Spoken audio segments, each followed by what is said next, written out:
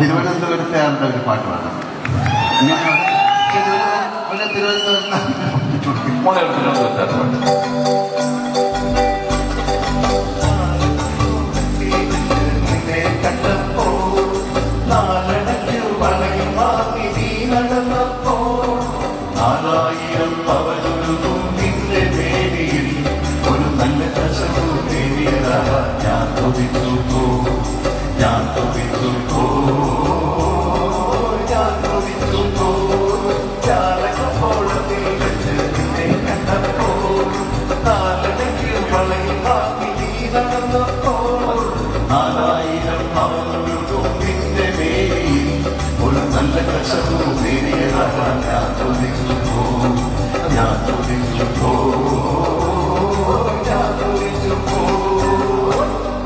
ഇങ്ങനെ ഓരോ ഡിസ്ട്രിക്റ്റായിട്ട് പാടിയാലേ 10-14 പാട്ട് പാടേണ്ടി വരും.